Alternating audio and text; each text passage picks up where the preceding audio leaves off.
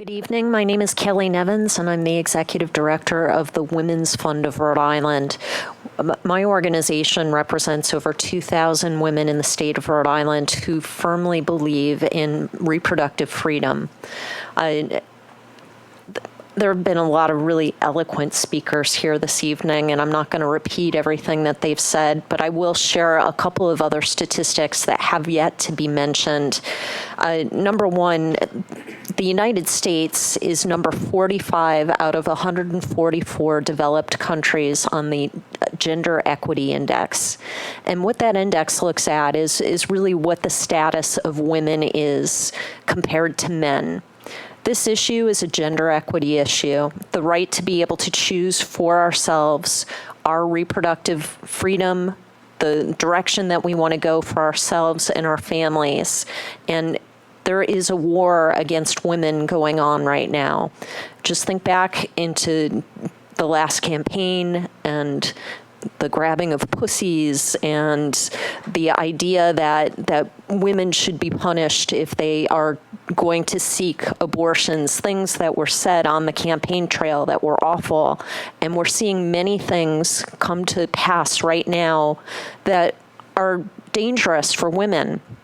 The new healthcare plans that are being put into place, there are a lot of things that are going to affect women very detrimentally. We need to move forward with this bill. We need to move it to the floor for a vote to protect women in Rhode Island. Just taking the purely economic statistics for us to consider, unplanned pregnancies occur 5 times more in women who make under the federal poverty level, 5 times more.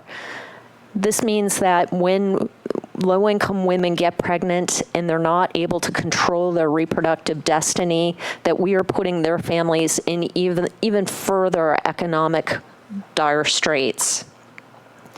When women have the ability to choose whether and when they have children, they experience higher education rates and an increased earning power, as well as which results in higher pay.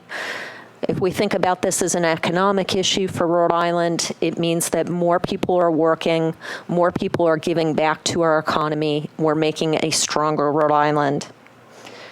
40% of women in a study that was done in California sought abortions for economic reasons only. As some of the folks who spoke here tonight talked about how they were not able to take care of their families economically. This is why they sought abortion. These studies bear out the same information. If you look at what's good for the Rhode Island economy, this is a good thing to pass. If you want to support women's rights, this is a good thing to pass. I'm a true believer in the United States and that we have a separation of church and state. I understand that there are moral issues that people really grapple with when it comes to this topic. Again, I would echo what other people have said, that if you are against abortion, don't seek one. Don't take the right away from other people to be able to control their reproductive health and their economic futures because of your own religious leanings. The Women's Fund of Rhode Island is working to help more women get elected to legislative office. We know when there are over 30% representation of women in a room that the right choices get made for women and families.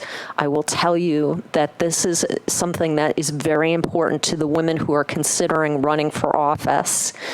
I really implore that you move this bill from this committee to the floor for a vote. And if you don't, you may see that there will be other people who will do it in the future. Thank you.